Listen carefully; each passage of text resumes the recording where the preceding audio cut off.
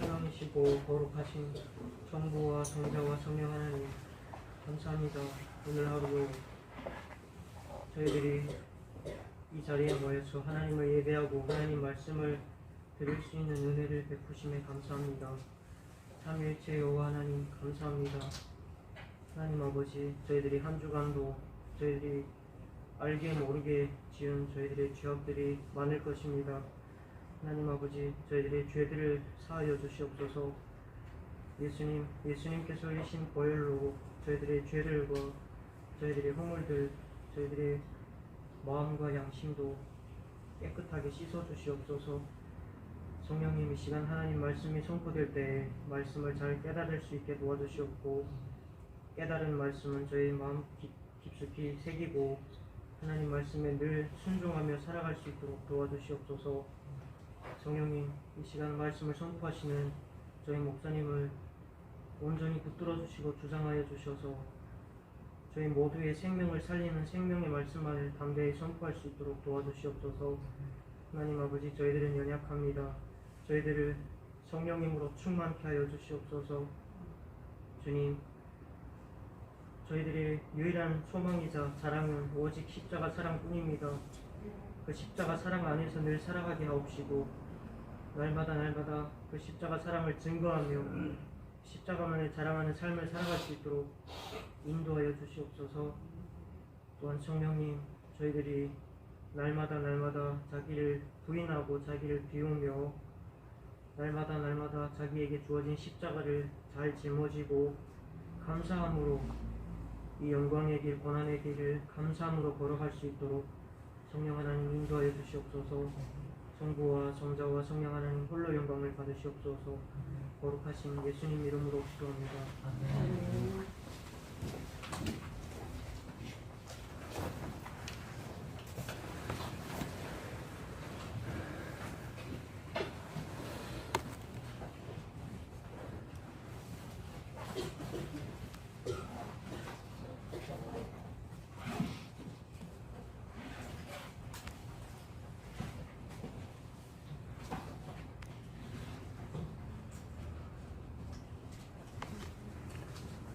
우리 말씀 보겠습니다.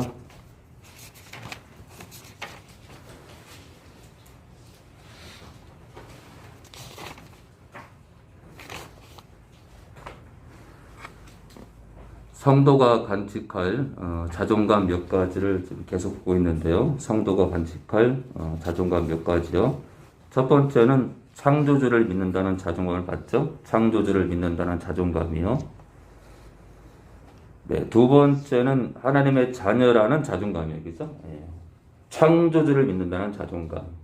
사실 우리가 그 능력의 하나님, 이 창조주라는 그 개념이 많은 걸 품고 있는데, 사실 아무도 거의 그 범접지 못할 창조의 능력을 가진 그 창조주를 믿는다는 건 대단한 자존감이 있어야 될 것 같아요.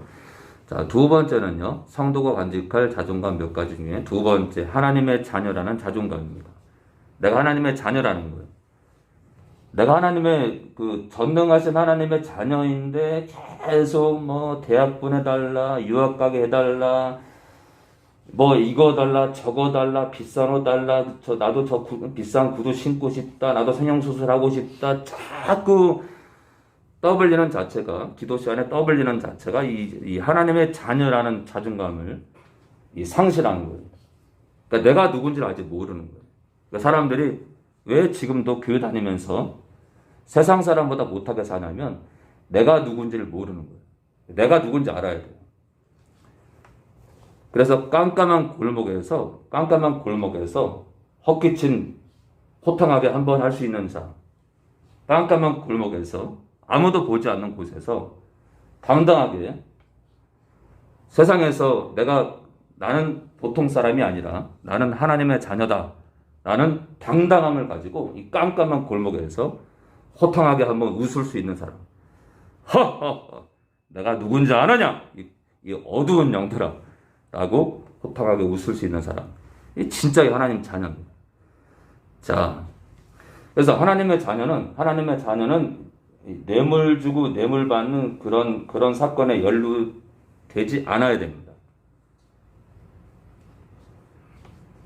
이 세상 살아가면서 세상을 떠날 수 없잖아요. 그렇죠? 예, 세상에 연합되어 살아야 되는데 세상이 추구하는 것처럼 사는 것은 하나님의 자녀의 자존감을 갖고 있지 않는 자입니다. 자, 세 번째는요. 영생을 소유한 자존감입니다. 영생을 소유한 자존감. 영원한 생명을 소유했죠. 그런데도 아까도 말씀드린 것처럼 이거 달라, 저거 달라, 뭐 가난하니, 부요하니, 출세를 못했니, 우리 남편은 이번에 뭐 전무가 못됐니, 월급을 고작 집구리만큼 받아왔느니라고 불평을 하는 자체가 우리가 이런 자존감이 없어서 그래요. 자, 오늘 네 번째입니다. 네 번째. 자, 첫 번째 뭐였죠? 창조주를 믿는다는 자존감. 두 번째, 하나님의 자녀라는 자존감. 세 번째, 영생을 소유한 자존감. 오늘 네 번째입니다. 영원한 대제사장이 있다는 자존감이에요. 영원한 대제사장이 있다는 자존감입니다. 이 굉장히 중요한 겁니다. 우리 히브리서 6장 20절 볼까요? 히브리서 6장 20절입니다. 네, 히브리서 6장 20절입니다. 네, 히브리서 6장 우리 20절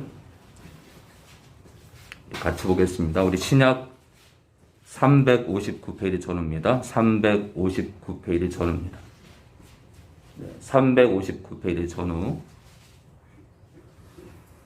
359페이지 전후. 우리 히브리서 6장 우리 20절 진철이요.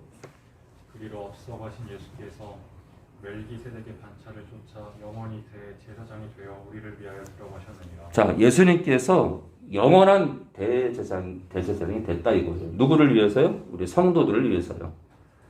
자, 영원한 대제사장이 되셨다. 이게 무슨 얘기냐? 대제사장은요, 중보자입니다. 중보자. 자, 구약의 제사장들과 대제사장, 특히 대제사장은요, 하나님과 유대인 이스라엘 민족들이요, 하나님과 백성들 사이에 중보자입니다. 무슨 얘기죠? 중재자예요, 중재자. 그러니까 백성들이 하나님께 죄를 범했을 때 중간에서 이들의 죄를 염소의 피 또는 양의 피를 뿌리오니 이 피 뿌림이 없은즉 사함심이 없다고 말씀했사오니 짐승의 피를 뿌립니다. 하나님 용서해 주시옵소서라고 중간에 중재자가 돼서 제사를 드리는 자 얘기죠. 자, 근데 예수님께서 사람의 몸을 입고 오셔서 십자가에 죽으심으로 그 대제사장 역할을 행하십니다. 자, 그런 뜻인데, 또 무슨 뜻이에요? 그러니까 중재자로 역할을 하기 위해서는 주님께서 어떤 역할을 하시냐면은, 하신 일이 뭐가 있냐면은, 첫 번째는요, 중재자로서 주님이 우리를 위해 죽으심으로 원죄를 해결하세요. 원죄를 해결하기 위해서 당신이 죽어요. 그러니까 당신의 목숨값으로 이들이 사단이 잡고 있는 이 사망의 권세에서, 이 원죄 때문에 사망의 권세에 갇혀 있는데 끄집어내 달라는 거죠. 그래서 원죄로부터 우리를 끄집어냅니다. 자, 첫 번째. 두 번째는 주님 믿을 때까지의 모든 죄까지도 도말하십니다. 그런 개념의 대제사장이에요. 한마디로 중재자예요. 두 번째는 뭐냐면, 신자가 살아가면서 예수님 피를 의지해서 회개할 때 또한 그 회개기도조차도 받아서 하나님 아버지께 이들이 제 이름으로 제가 흘린 피를 의지해서 회개하오니 해결해 주세요라고 중재자 역할을 하십니다. 그러니까 크게 따지면은 원죄를 해결하시는 중재자, 두 번째는 삶의 죄를 해결하시는 중재자 역할을 하신다 이거예요. 자, 이제 그런 개념에서 우리 말씀을 볼까요? 로마서 3장 25절입니다. 로마서 우리 3장 25절입니다. 네, 제가 다시 말씀드리지만 도움을 구하는 분들은 댓글을 달지 마시고 010-4728-0792로 전화 주시기 바랍니다. 네, 010-4728-0792로 전화 주시기 바랍니다. 댓글 다지 마셔요. 예배 때 예배에 집중하시기 바랍니다. 예배 때 계좌번호 남기는 분들, 저는 개인적으로 만에 하나는 모를까 정상적인 신앙, 이 기독교의 예배를 이해를 못 하시는 거예요. 예배에 집중하길 바랍니다. 그럼에도 불구하고 또 정말 힘든 분들이 있을지 모르기 때문에 제가 번호를 남깁니다. 그리고 댓글은 제가 지금 댓글을 몇 개 달아서 위로 올렸습니다. 집중이 안 될까 봐요. 자, 우리 로마서 우리 3장 25절이요. 우리 친철이 계속이요. 예수를 하나님이 그의 피로 인하여 믿음으로 말미암는 화목제물로 세우셨으니 이는 하나님께서 길이 참으시는 중에 전에 지은 죄를 간과하심으로 자기의 의로우심을 나타내려 하심이니. 자, 대제사장은 바로 중재자 또는 보혜사 또는 변호자예요. 변호자. 하나님 아버지와 그 영혼들 사이에서 변호하시는 거예요. 자, 보겠습니다. 이 예수를 하나님 아버지께서 그의 피, 아들의 피로 인하여 믿음으로 말미암는, 믿음을 통해 화목제물로 세우셨으니. 그러니까 믿음이 없이는 이 예수님의 이 피값의 은혜를 누릴 수가 없어요. 그 이유가 뭐냐면, 왜 예수님께서 우리의 화목제물로 죽으셨냐면, 하나님 아버지께서 길이 참으시는 중에 전에 지은 인류의 죄를 간과하신대요. 뛰어넘는데요. 전에 지은 사람들의 죄를 한마디로 용서하심으로, 용서하신다는 거예요. 뛰어넘는다는 건 이제 있는 거예요. 잊어버리는 거예요. 용서하시는 거예요.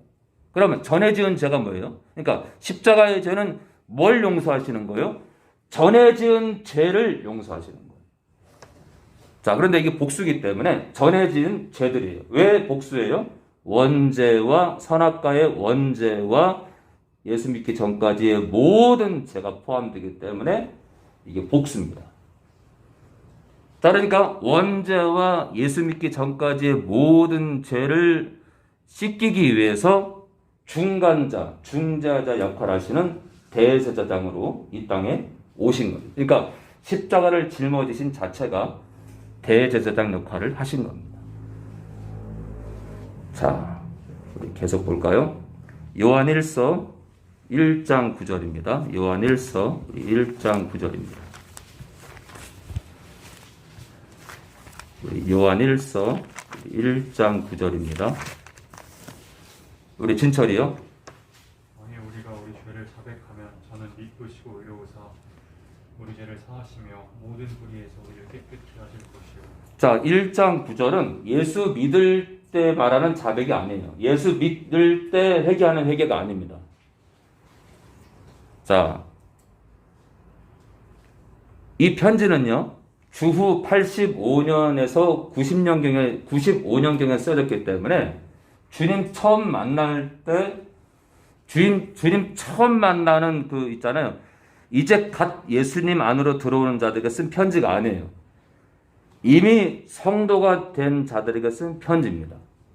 자, 만일 우리가, 무슨 얘기예요? 만일 믿는 우리가, 그죠?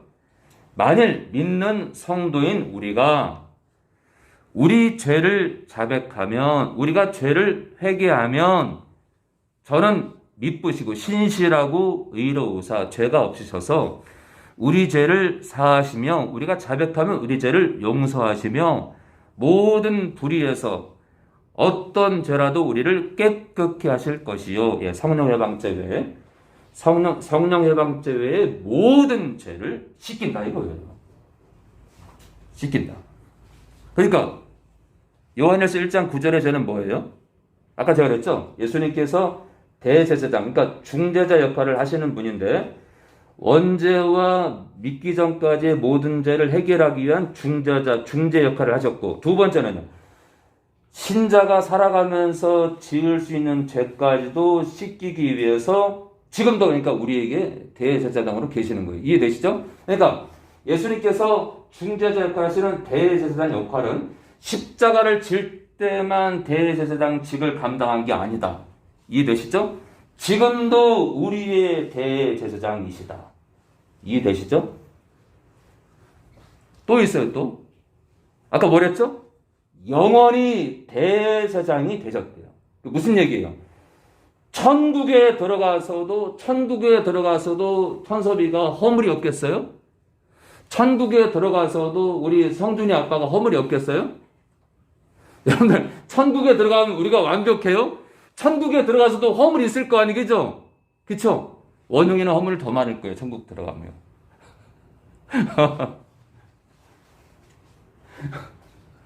그냥 하는 얘기니까.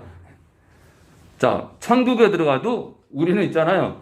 우리가 하나님이 아니기 때문에 우리는 천국에 들어가도 저는 그렇게 생각해요. 허물이 있다 생각해요. 근데 아까 뭐랬죠? 영원히 대제사장이 되셨기 때문에 천국에서도 우리의 허물을 다 덮으실 거다. 다 덮으실 거다. 다. 자, 천국 이후의 삶에 대해서는 저 모르겠어요, 저는. 그러나 아까 기록에 영원히 대제사장이 됐다 했기 때문에 천국에서도 대제사장직을 행하실 거라 저는 확신합니다. 말씀에 근거하면. 그래서 천국에서도 나팔수는 행복할 겁니다. 여러분들도. 자, 예수님이 계시기 때문에 예수님께서 나의 허물을 하나님 아버지와 나의 중간에 서서 나의 허물을 그 나라에서도 감싸실 거기 때문에 저는 행복합니다. 여러분들도. 자, 우리 요한일서 우리 2장 1절입니다. 우리 천섭이 2장 1절 2절이요. 나의 자녀들아, 내가 이것을 너희에게 쓰면 너희로 죄를 범치 않게 하려 함이라. 만일 누가 죄를 범하면 아버지 앞에서 우리에게 대언자가 있으니 곧 의로우신 예수 그리스도시라. 저는 우리 죄를 위한 화목제물이니 우리만 위할 뿐 아니요 온 세상의 죄를 위하심이라. 자, 나의 자녀들아. 지금 그러니까 요한 1서는 누구한테 쓴 편지예요? 나의 자녀들아. 그러니까 믿는 그리스도 안에 들어온 성도들아. 그래서 9절에 만일 자녀인 우리가 우리 죄를 자백하면 이제 이해되시죠? 네, 믿는 자가 회개하는 걸 말한다. 자, 나의 자녀들아, 내가 이것을 너희에게 쓰면 너희로 죄를 범치 않게 하려 함이라. 이게 있잖아요. 범하다 이게요. 능동태. 죄를 범하다 할 때 이게 능동태입니다. 그러니까 범하지 않는 것도 능동태예요. 그러니까 누가 죄를 안 범하는 거예요? 내가 내 의지를 들어서 죄를 짓지 않는 거예요. 만일 누가 죄를 범하면 무슨 말이에요? 만일 자녀라 하는 자 가운데 죄를 범하는 일이 생기면 이해되시죠? 이것도 능동태예요. 죄를 범하면, 죄를 지으면, 누가 자기 의지를 들어서 죄를 지으면 하나님 아버지 앞에서 우리에게 하나님 아버지 앞에서 우리 자녀인 우리에게 이 대언자는요, 변호자, 중재자입니다. 또는 보혜사예요. 한마디로 대제사장입니다. 자, 우리에게 대제사장, 그러니까 중재자, 변호자가 있으니 곧 의로우신 예수 그리스도시라. 자, 하나님 아버지와 예수님을 인격적으로 구별해야 안 해요? 하고 있습니다. 그럼 구별 안 하면요, 영적 간첩입니다. 귀신들이요, 대번에 알아요. 그러니까 삼위일체를 정확히 깨닫는 것은 제가 부산에서 이렇게 성도가 아무도 없을 때 서점에 가서 삼위일체 책을 보면서 저는 개인적으로 교회란 이런 삼위일체 신앙으로 움직이는구나 했는데 막상 뚜껑을 딱 여니까 저를 찾아오는 성도들하고 대화를 해보니까 100명 가운데 6, 70명이 하나님 아버지가 예수님이래요. 오호라 통제다.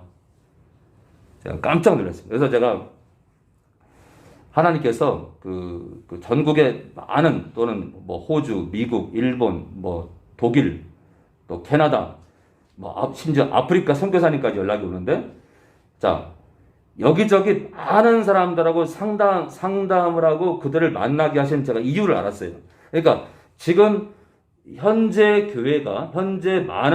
더러 많은 교회들이 하나님의 뜻 안에 살고 있지 않다는 걸 알았어요. 하나님의 뜻 안에. 왜냐면요, 제가 서점에서 읽은 책들이 어떤 책들이냐면은 네노라는 기라성 같은 신학자들의 책인데, 그런 신학자들이 열심히 연구해서 기독교가 유지되고 있는 거예요. 신학자들이 피땀 흘려가지고 목숨까지 걸어서 삼위일체 신앙을 지켰기 때문에 기독교가 지금까지 유지가 되는 건데, 이 땅에 많은 목회자들이 그 신학자들의 열심을 내팽개치고 하나님 아버지가 예수님이고 예수님이 성령님이고 성령님이 하나님 아버지다, 일위일체를 가리키면요, 이단입니다. 이단. 여러분 정신 똑바로 차려야 돼요. 저한테도 수년 듣고도 삼위일체를 헷갈리는 분들이 계셔. 한마디로 뭐냐면 고집 있는 거, 고집. 나는 그전에 그렇게 안 믿었는데 나팔수 목사가 이상한 얘기를 한다. 이 고집이네, 고집.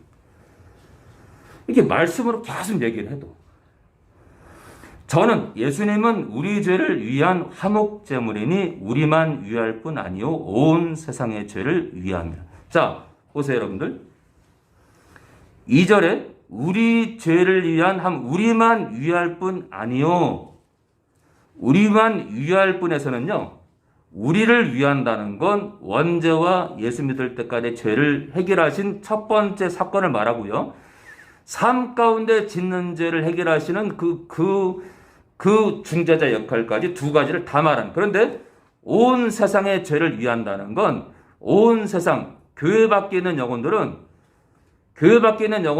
삶 가운데 신자의 죄를 해결하는 건 나중 문제고, 온 세상의 죄는 원죄를 말하기 때문에 우리만을 위한 것과 온 세상의 죄를 위한 것은 좀 차이가 있습니다. 이해되시죠? 자, 아무쪼록 2장 1절에요. 자, 다시 한번 볼까요? 만일 자녀라 하는 누군가가 죄를 범하면 중재자가 있다. 무슨 말이에요?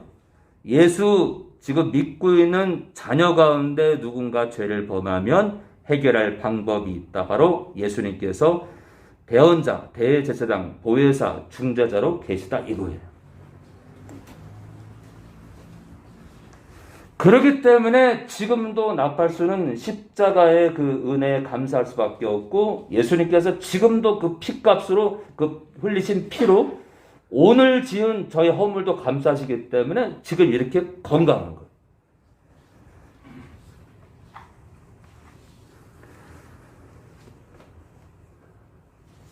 자, 우리 다섯 번째로 가겠습니다. 다섯 번째, 성도가 간직할 자존감 몇 가지가 오는데, 다섯 번째로 가겠습니다. 다섯 번째. 네 번째, 영원한 대제사장이 있다는 자존감이었고요. 우리 다섯 번째입니다. 이기는 자의 자존감이에요. 이기는 자의 자존감. 이긴다, 이거 이긴다. 이길 수 있다는 자존감. 이기는 자의 자존감. 우리는 이깁니다. 이겨요. 자, 계시록 2장 11절입니다. 계시록 2장 11절입니다.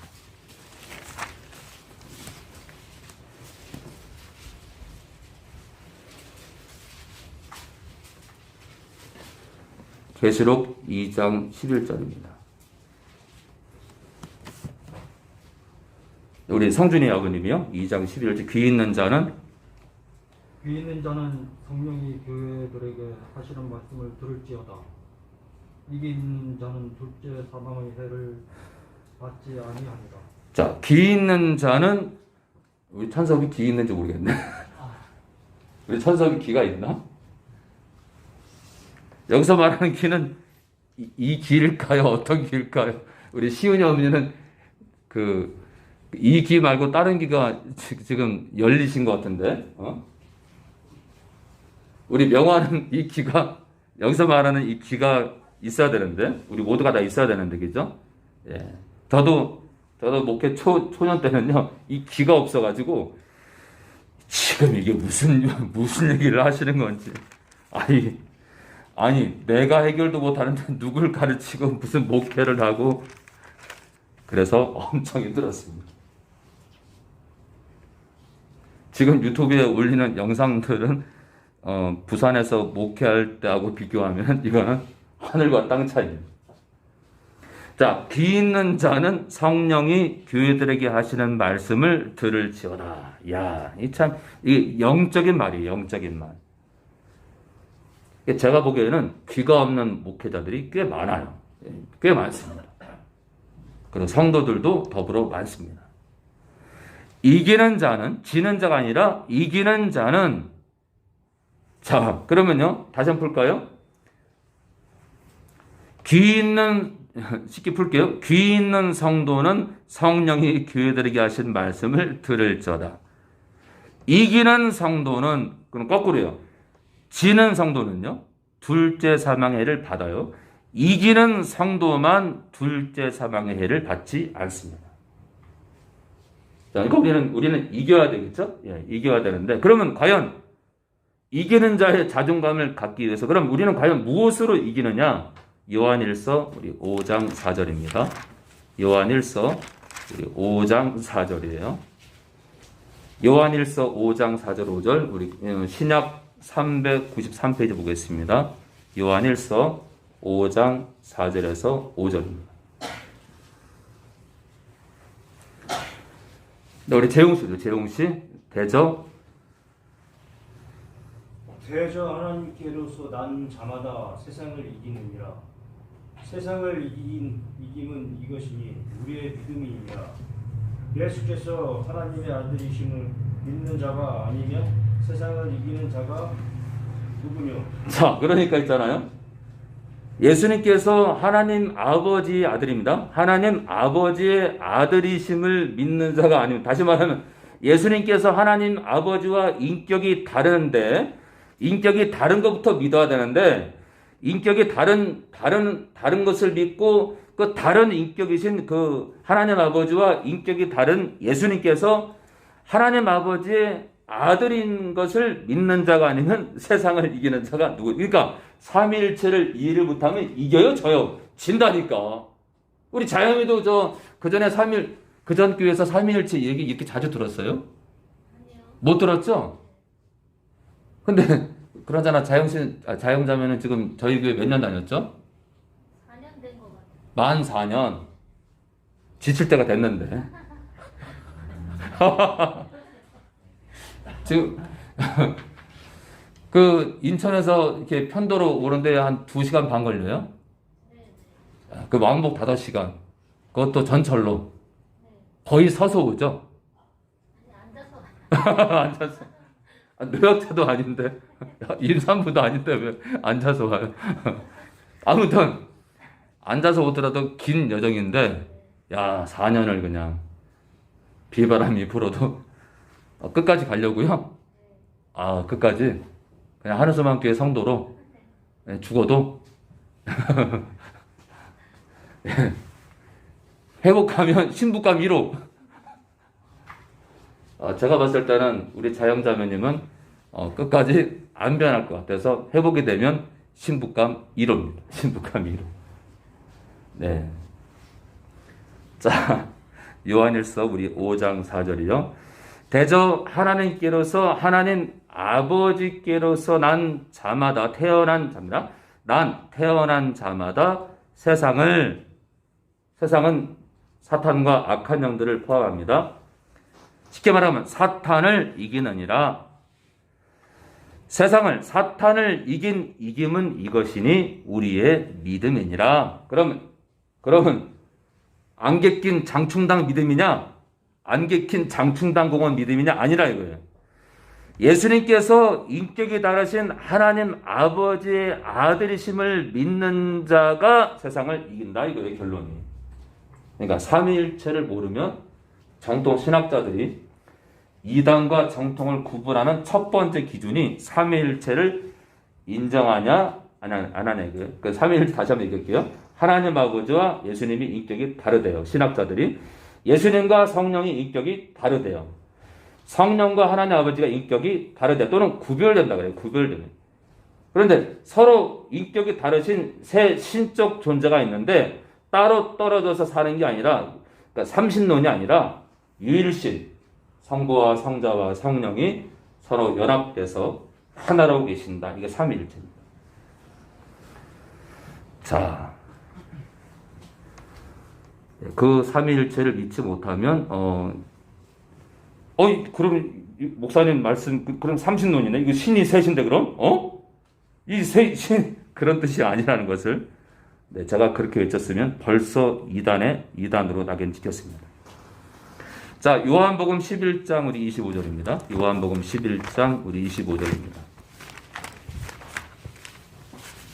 자, 그러면은 그 아들을 믿으면은 뭐가 있기 때문에 그럴까? 네, 그 아들, 하나님 아버지의 아들을 믿는 게 왜 이렇게 그게 강할까?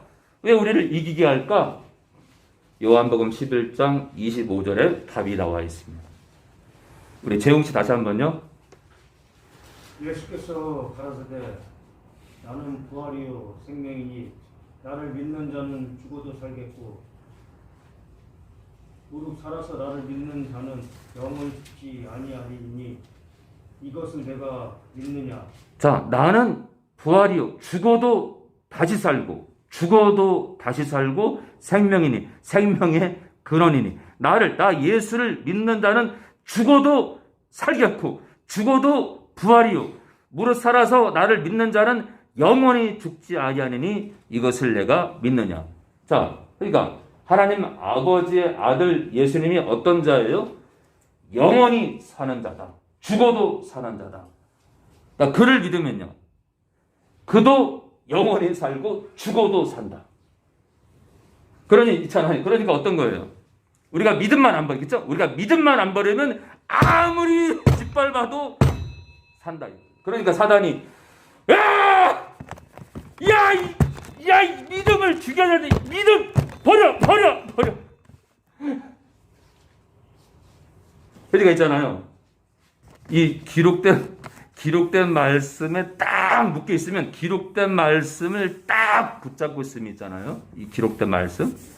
이 말씀 안에서 딱 그 믿음을 지키고 있으면 사단이 숨통 막히는 거예요, 그냥. 왜요?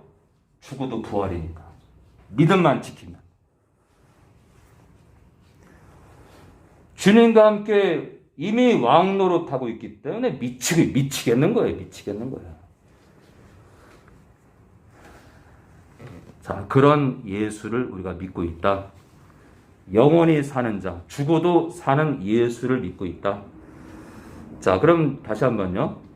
우리가 무엇으로 이기느냐? 첫 번째는 믿음을 받는데요. 이번엔 두 번째 말씀을 좀 보겠습니다. 말씀으로 이긴다. 우리 야고보서 우리 4장 7절입니다.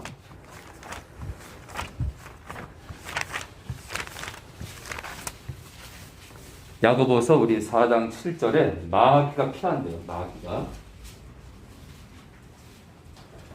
신약 374페이지 전후입니다. 우리 환희 읽어줘요. 환희. 코로나 걸렸다 지금 언제 왔는데. 예, 제가 그러죠. 지금 그 전파 속도가 빨라서 저도 걸릴 수 있고 우리 다 걸릴 수 있어요. 그래서 우리 확진자들 조금도 꺼리낌 없이 활동하시기 바랍니다. 우리는 지금 다 걸릴 수 있어요. 다 걸릴 수 있어요. 저도 걸릴 수 있고. 네, 아무 문제가 안 됩니다. 그래서 이제 오늘부터는 저는 개인적으로 10일 이후가 되면 주일 예배를 참석해도 됩니다. 지금은 다 걸릴 수 있어요. 그러나 조심해야겠죠, 그렇죠? 예. 자, 우리 4장 7절 우리 환희요.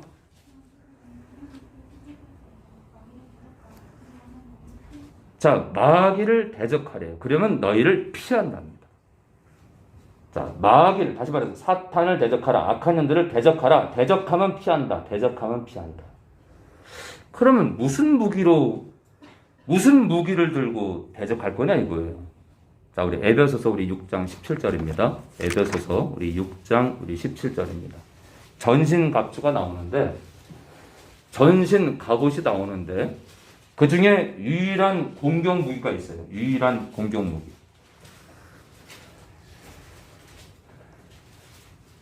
자, 우리 에베소서 우리 6장 17절에요. 14절에요. 의의 진리의 허리띠. 이거 공격 무기 아닙니다. 의의 흉배, 방어 무기예요. 복음의 신발, 발을 보호하는 거예요. 보호 무기입니다. 자, 믿음의 방패, 보호 무기예요. 구원의 투구, 머리를 보호하는 보호 무기입니다. 그런데 17절에 성령의 검, 곧 하나님 말씀을 가지라. 검은 찌릅니다. 그래서 제가 이제 이 수비 무기, 공격 무기를 따로 구분했는데, 사실은 이제 큰 차원에서 그렇지, 사실은 방어가 최고의 무기입니다. 그죠? 자, 그런데 일단 떠나서요. 하나님 말씀이 공격 무기다. 곧 말씀으로 마귀를 대적하면 피하게 돼 있다. 자, 우리 계속 볼까요? 우리 히브리서 4장 12절입니다. 히브리서 우리 4장 12절입니다.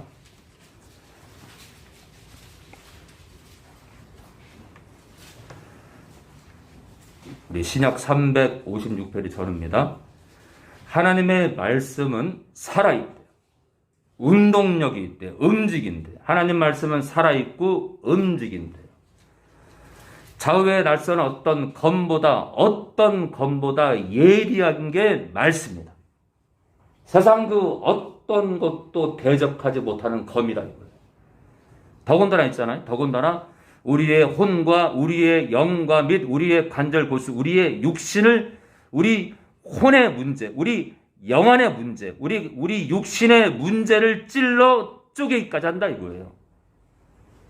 자, 우리 자신도 찌르지만 우리 혼 안에 있는 혼재되어 있는 것들, 우리 영 안에 있는 더러운 것들, 우리 육신에 들어온 더러운 영들도 찌르고 쪼갠다 이거예요.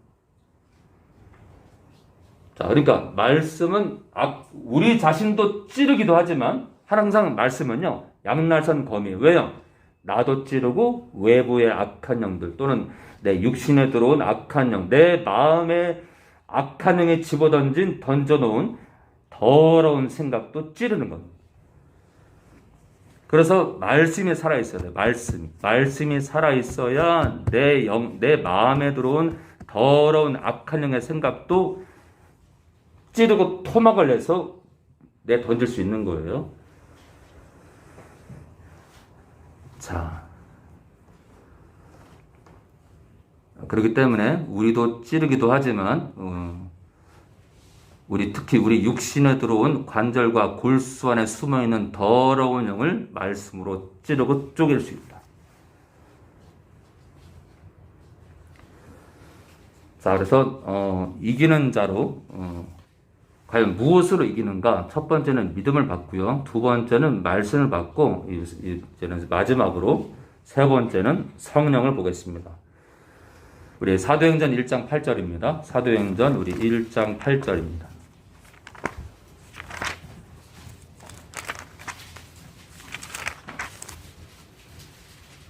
무엇으로 이기는가? 첫 번째 믿음, 두 번째 말씀, 세 번째 성령입니다. 사도행전 1장 8절에요. 오직 성령이 너희에게 임하시면 너희가 권능을 받고 뭐라고요? 믿는 자가 성령님의 권능을 받는데요. 저는 이 1장 8절에 큰 의미를 두고 말씀을 연구하기 시작했습니다. 과연 신자가 갖고 있는 이 능력은 뭐냐? 과연 이 땅 교회가 이 능력을 행할 수 있나? 저는 많이 다녔어요, 교회를. 그것 때문에 다닌 건 아니에요. 그냥 여러 가지 이유로 다녀봤는데 이 능력을, 이 성령님의 능력을 행하는 교회가 많지 않더라고요. 있는 교회도 있어요. 자, 믿는 자가 권능을 받는데요. 자, 마태복음 12장 28절입니다. 마태복음 12장 우리 28절입니다.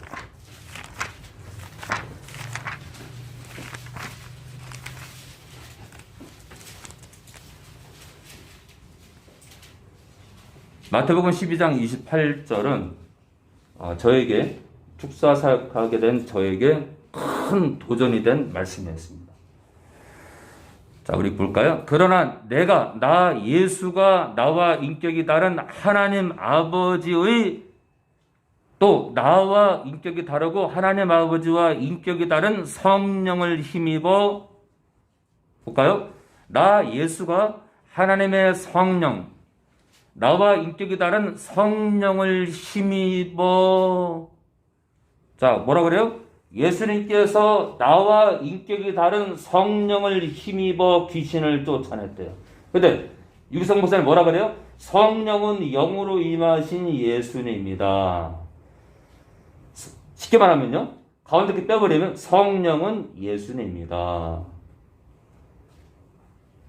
근데 말씀은요, 예수님께서 성령을 의지했대요. 성령을 힘입었대요. 성령의 도움을 받았다 이거. 인격이 달라요, 같아요? 다릅니다. 그러니까 있잖아요, 삼위일체 신앙이 뒤틀리면 유기성 목사님이고 그 누구든 간에 WCC도 옹호하게 되고 영적인 변질이 일어나게 되고요. 영적인 탈선이 일어나요. 탈선이.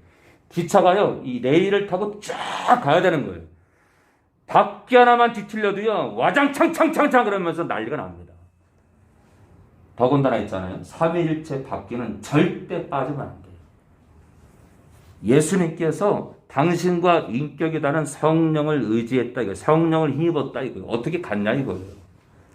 그래서 셋이 하나요, 하나가 셋이라는 이 개념을 우리는 뇌리에 박아야 됩니다.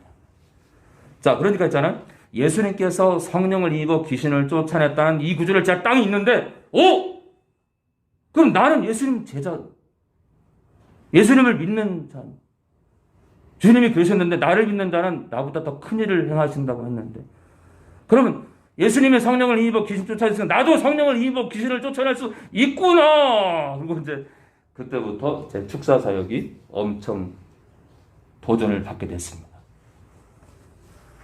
자, 예수님조차도 성령으로 귀신을 쫓아 육신을 입으셨기 때문에 어떤 한계성 안에 갇히신 거예요.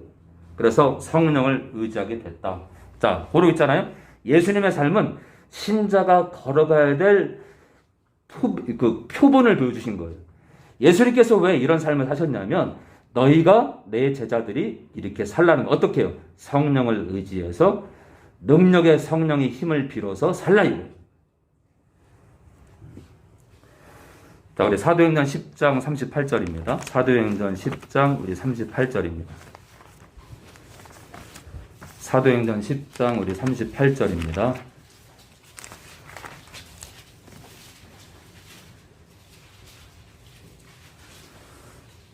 자, 여러분들 예수님의 자리에 우리 자신을 끼워 넣어야 됩니다. 자, 볼까요? 네, 38절도 삼위일체 구절입니다. 하나님 아버지께서 당신과 인격이 다른 아들 나사렛 예수에게 또한 하나님 아버지와 예수님과도 인격이 다른 성령과 능력을 기름 붓듯 하셨음에, 자, 하나님 아버지와 예수님과 성령의 인격을 지금 구별하고 있습니다. 저가 예수님께서 두루 다니시며 착한 일을 행하시고 마귀에게 눌린 모든 자를 고치셨으니 이는 하나님 아버지께서 함께 하셨습니다. 자, 예수님께서 하나님 아버지라고 했나요? 하나님 아버지께서 함께 하셨다. 또한 성령께서도 함께 하신 게 맞죠, 그렇죠? 자, 그럼 있잖아요, 이 구절에 예수님 자리에다가 이제 우리 자신을 끼워 넣어야 돼요. 무슨 얘기예요? 우리에게 성령을 주시고 우리에게 성령의 권능을 주셨기 때문에 성도들이 두루 다니며 착한 일을 행하고 마귀에게 눌린 자들을 고쳐야 된다 이거예요. 우리의 한계성 안에서 하나님께서 허락하시는 범위 안에서 고쳐야 된다 이거예요.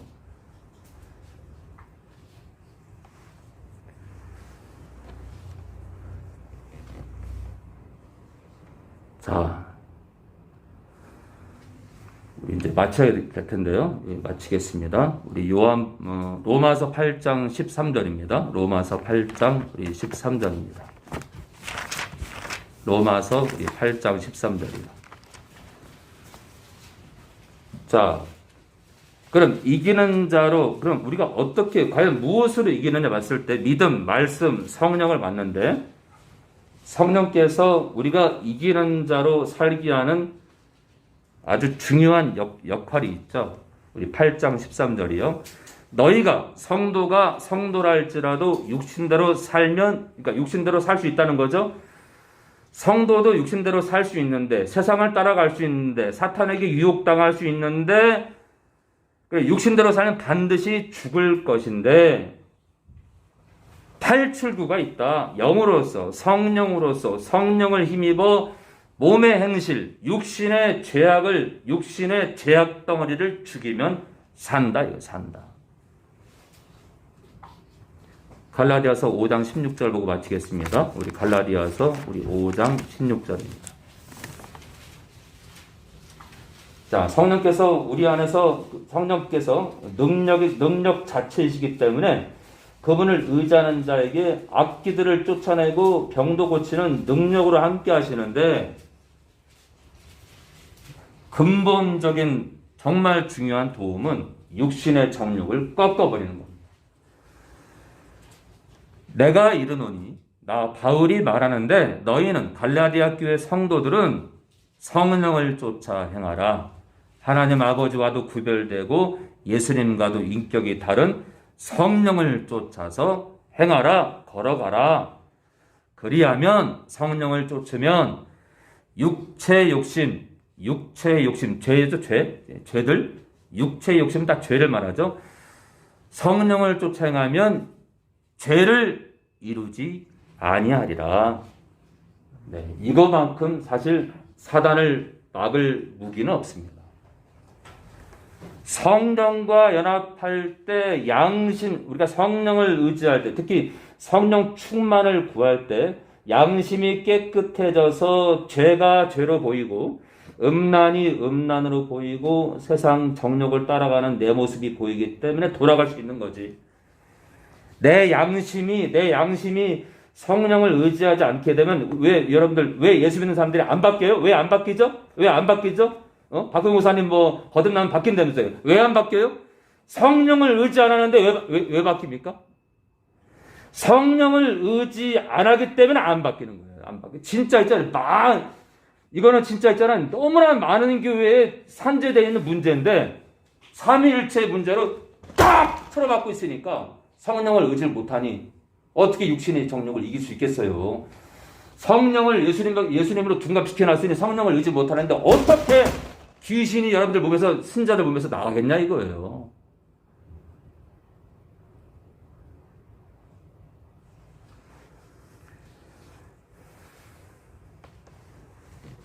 자, 고로 예수님과 인격이 다르신, 하나님 아버지와 인격이 다르신 성령을 쫓아 행할 때 그를 성령의 충만을 구하고 성령을 수시로 부르고 성령을 수시로 의지하게 되면은 육체의 욕심, 죄를 이루지 않는다. 죄를 짓지 않으니까, 그렇죠? 양심이 깨끗해져서 우리가 성령을 부를수록 우리 양심이 깨끗해져요.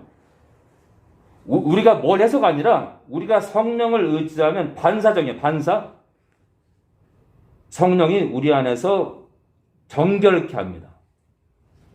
성령으로 충만케 해주셔야 할 때 나를 정결케 하세요. 왜냐하면 성령은 이름 자체 그대로예요. 성령, 거룩한 영이기 때문에 성령을 의지하게 되면 거룩한 영이 행하세요. 어떻게 해요? 우리도 거룩하게 바꾸세요.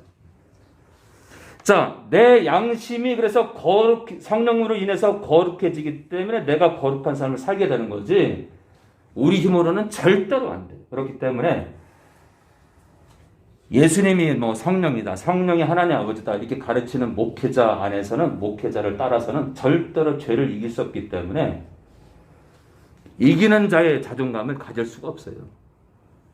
그러니까 지금 이 설교를 받아먹을 만한 교회가, 제가 특히 이제 칼빈주의를 따르는 교회 가서 이 설교를 하게 되면요, 신발 날라옵니다. 신발. 그리고 막 수석 장로들이 올라와서 이 강대상 엎어버려요. 제가 안 내려가면 이거 엎어버립니다. 당장 나가라고. 사례비나 받고 꺼지라고 합니다. 사례비나 받고 꺼지라고. 오늘 사례비나 받고 꺼지라고 합니다. 저는 사례비가 중요한 게 아니라 하나님 말씀을 전하는 게 목사니까. 자, 고로 이 믿음과 말씀과 또 성령과의 동행을 통해서 이기는 자의 자존감을 가지고 이 땅에서 숨 쉬는 동안 또 영원한 나라에 들어갈 때까지 이기는 자의 자존감으로 거뜬히 살기 원합니다.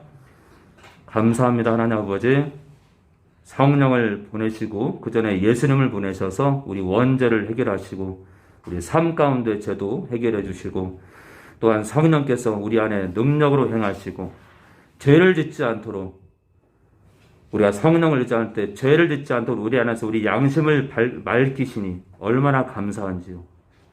오늘 드린 예물이 있습니다. 예물에 쓰이는 것마다 영광을 받아옵소서. 이제는 우리 주 예수 그리스도의 은혜와 하나님 아버지의 무한하신 사랑과